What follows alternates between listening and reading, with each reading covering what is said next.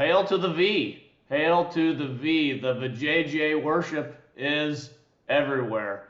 Pastor Dalrock wrote an article from a writer who wrote into him who said he got around to watching the History Channel's Nightfall, which is a fictional series about the final days of the Knights Templar. And the Queen of France has an affair with one of the knights or whatever, and their justification for the illicit affair is that they were in love. Well, so it must be okay, they're in love. And it says, and at one part in the series, the knight is kneeling before the altar asking God for guidance when he has a vision in which the queen is standing in front of him at the altar where he was, right? And that's pretty sacrilegious. He's kneeling before her with his forehead on her belly at the altar, and that is his vision from God. And this guy that writes in says, I've never seen a more literal depiction of a man worshiping the vajayjay. And so Pastor Dalrock writes, hey, this is striking that how once you know what you're looking for, this kind of stuff is everywhere. In fact, the very reason we don't tend to spot it is that it's so commonplace. And he says, more importantly, it's what everybody fundamentally believes. It's fairly easy to spot when it comes in the form of idol worship, which he relates that to where a liberal Lutheran pastor, I think she's evangelical Lutheran, she melted down purity rings into a vagina sculpture to take down the teachings about sex from the church. She advertised, you'll have the opportunity to send in your purity rings to be melted down and recast into a golden vagina. And if you do that, she wrote, those who send their rings in will receive a certificate of impurity, as well as a shameless impurity ring. Can you imagine? This is a Christian pastor doing this. It just blows my mind. This Christian pastor, Lutheran pastor woman says this thing about women that the church has tried to hide and control, and that is a canvas on which other people can write their own righteousness, is actually ours. So she writes, this part of me is mine, and I get to determine what is good for it and if it's beautiful and how I use it in the world. So Pastor Dalrock writes, we can easily spot the problem in the case of creating a golden vagina idol because this departs from the narrative we are so comfortable with, which is the sexual morality that comes from what we call chivalry. And this can even be seen in a Summer's Eve commercial called Hail to the V. Hail to the... I don't know if I ever see this commercial. Hail to the V. Let me show this commercial. One might say it's the most powerful thing on earth. So come on, ladies. Show it a little love. Cleansing washing cloths from Summer's... Come on, ladies, show it a little love. Men have fought, died for it. They must have the vajayjay. That's actually, there's probably some truth to that. There's probably some truth to that they really have fought and died for it over the years to do anything to get it.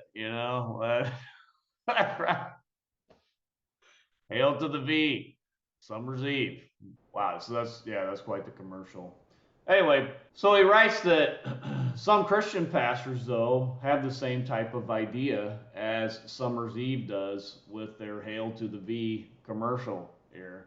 When Pastor Doug Wilson describes the distinct aroma of love that God uses to signal when a man pleases God, it is by pleasing his wife. And we don't recognize that Hail to the V inherent in that new chivalrous and not Christian doctrine. And he says the same goes for when Doug Wilson's invention of the wife as the house despot. While the Bible tells wives to submit to their husbands and call them Lord, chivalry inverts that pattern. Now that's where it's really probably the biggest problem with chivalry. The thing, if somebody would ask me like, what's the big problem with chivalry? That's it right there. It inverts the pattern of wives submitting to their husband, and it inverts it to husbands must submit to their wives. He says poets adopted this terminology relating to feudalism, declaring themselves the vassal of the lady and addressing her as maidens or I guess maidens means my lord, which is a sort of code name so that the poet did not have to reveal the lady's name, but which was flattering by addressing her as his lord. Modern-day chivalrous are unlikely to call their wives maidens, and instead simply call them the boss. Come on, you've heard this too. Let me go check with the boss, blah, blah, blah. But either way, it's the chivalrous pattern that feels right to modern Christians, and it's not the biblical pattern. The image of a husband kneeling before his wife fits the chivalrous model and is pleasing to our sensibilities. The image of a wife kneeling before her husband feels flat out wrong. And this is so common in the Christian church. Pastor Dave Wilson teaches husbands in Family Life's Art of Marriage, his book. No, I'm sorry. Art of Marriage, this is a program that God speaks to husbands through their wives' non-burning bush.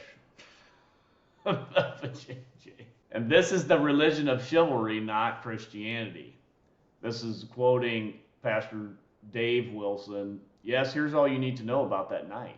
The thing that changed our marriage is when Ann was sharing with me that she wasn't sexually attracted to me.